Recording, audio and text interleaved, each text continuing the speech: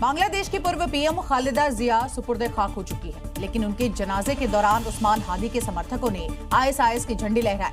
एक तरफ यूनुस के कट्टरपंथी हैं, तो दूसरी ओर मुनीर के जिहादी और तीसरी तरफ आईएसआई के झंडे।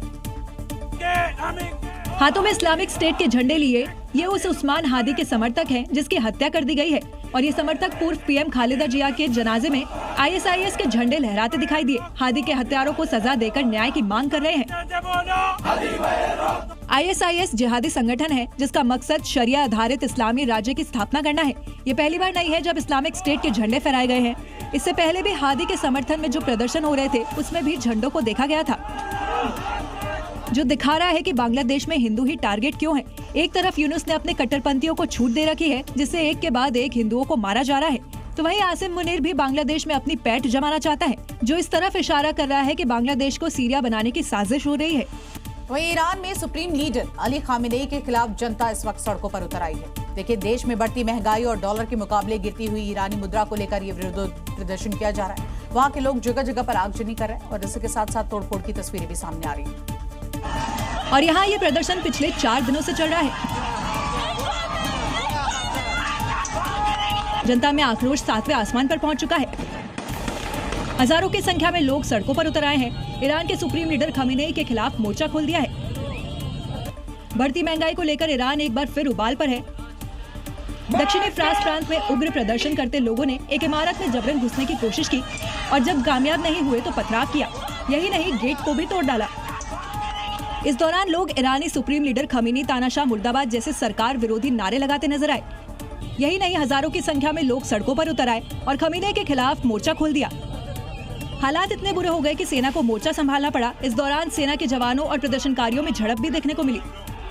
और अब बात कर लेते हैं चीन की, जहां पर मोबाइल और इलेक्ट्रॉनिक गैजेट पर आप देखिए सड़कों पर बिकना ये आम बात है, पर यहाँ सड़कों पर चांदी भी बिक रही है। ये बात हम आपको इसलिए कह रहे हैं क्योंकि शेंजन के सबसे बड़े ज्वेलरी हब शुईबे में ये नजारा बेहद आम हो चला है, जहां पर चांदी के ब्रिक बेचे जा रहे हैं। ठीक वैसे ही जैसे हमारे यहाँ रेडी पर आलू टमाटर। हर सुबह शेंजन के शिबुई बुलियन मार्केट की रेडियो पर चांदी के ब्रिक बेचते लोग आपको दिख जाएंगे। चांदी के ये ट्रेडर हैंड ट्रोली से चांदी के 15-15 किलो के ब्रिक लेकर यहाँ पहुँचते हैं और पटरी पर इन्हें लगाकर बेचना शुरू कर देते हैं। आमतौर पर इस साइज के चांदी के ब्रिक आम लोग नहीं खरीद सकते, इसलिए रेडी पर बिकती इन चांदी को खरीदने भीड़ भी उमड़ती है। लेकिन पटरी पर बिकने की वजह से आप ये ना समझे कि ये नकली या मिलावटी है, बल्कि ये SGE यानी शंघाई गोल्ड एक्सचेंज के मार्क वाले हैं, जो गारंटी है शुद्धता की।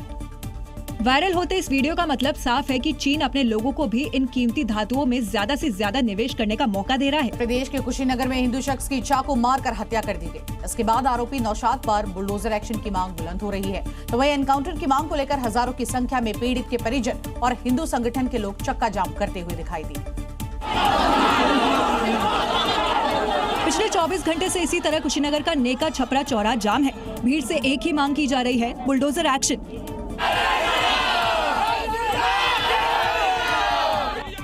दरअसल नौशाद नाम के आरोपी ने निशाद की चाकू मारकर हत्या कर दी। इसी के बाद आरोपी पर एक्शन की मांग को लेकर लोगों ने सड़क पर जाम कर दिया और एक्शन न होने तक नहीं उठने की चेतावनी दे दी। उसका घर इनका बुलडोजर से तत्काल प्रशासन ढहा दे और उसके परिवार में जो भी बच्चे हैं, नामजद हैं, नामजद हैं, उनका एनकाउंटर हो जाए। जानकारी लगते ही मौके पर पहुंची पुलिस ने धरना खत्म करने की अपील की। इसी दौरान लोगों और पुलिस में हल्की झड़प भी हो गई। पुलिस से कहासुनी के दौरान हल्के बल प्रयोग की भी खबर है। बांग्लादेश में जिंदा जला दिया जाता है, टांग के यहाँ पे हिंदू को मार दिया है। लोगों का कहना है कि यूपी में बुलडोजर ही इंसाफ करता है और जब तक बुलडोजर नहीं चलेगा उनका आंदोलन नहीं रुकने वाला। और देखिए, आपने बॉलीवुड की फिल्म स्पेशल 26 जरूर देखी होगी कि कैसे नकली CBI अधिकारी बनकर वो लोगों को लूटा करते थे। ठीक वैसा ही कुछ रियल लाइफ में भी हुआ। उत्तर प्रदेश के बुलंदशहर में नकली CBI गैंग पर योगी फोर्स का डंडा चला है और इस गैंग ने 12 दिन पहले वारदात को अंजाम दिया था। योगी फोर्स की गिरफ्त में खड़े ये वो 5 आरोपी हैं जो खुद को CBI अधिकारी बताते थे। ठीक वैसे ही जैसे फिल्म स्पेशल 26 में दिखाया गया था। नकली कार्ड बताकर घरों में घुसते और पैसों पर हाथ साफ कर देते। फिल्म स्टाइल में इन आरोपियों ने अनूप शहर इलाके में एक व्यापारी के घर रेड डाली। घर के तमाम लोगों को कमरे में कैद किया और घर में रखे पैसे, ज्वेलरी पर हाथ साफ कर दिया। मामले में पुलिस में शिकायत की गई। खुलासा हुआ कि व्यापारी की दुकान में काम करने वाले नौकर ने पूरी प्लानिंग की थी। पुलिस ने सीसीटीवी, मोबाइल सर्विलांस और त्रिनेत्र ऐप के जरिए आरोपियों की पहचान की। 3 महीना पहले ही उसने शेयर किया कि ऐसे इनके यहाँ काफी मात्रा में पैसा, ज्वेलरी मिल सकता है, बल्कि उसने यहाँ तक कहा कि 1 करोड़ तक की चीजें हो सकती है। फिर इसके बाद ये सारी प्लान करके आरोपियों के पास से 280 ग्राम सोने के जेवर, 13 लाख रुपए कैश, 3 अवैध तमंचे और 6 जिंदा कारतूस बरामद किए गए और अब योगी फोर्स अपने स्टाइल में उनका इलाज करने जा रही है। उत्तर प्रदेश के नोएडा में नए साल का जश्न धूमधाम से मनाया गया, लेकिन इस जश्न के दौरान शराब के नशे में लोगों ने जमकर हुड़दंग भी मचाया, जिसके बाद योगी फोर्स ने उनका जमकर इलाज कर दिया। यूपी पुलिस ने पहले ही अल्टीमेटम दे दिया कि न्यू ईयर का जश्न मनाने के दौरान हुड़दंग बर्दाश्त नहीं होगा, लेकिन कुछ लोगों ने इस वार्निंग को अनसुना कर दिया था और शराब के नशे में सड़क पर जमकर उत्पात मचाया, जिसके बाद पुलिस ने ऐसे लोगों पर एक्शन लिया। शराब के नशे में ये हुड़दंगी ठीक से चल भी नहीं पा रहे थे, तो कुछ उत्पातियों को थाने ले जाने के लिए व्हील चेयर का इस्तेमाल करना पड़ा। बताया जा रहा है कि 6 से ज्यादा लोगों पर पुलिस ने सख्त एक्शन लिया है, जिन्होंने कानून और सुरक्षा दोनों से खिलवाड़ किया था।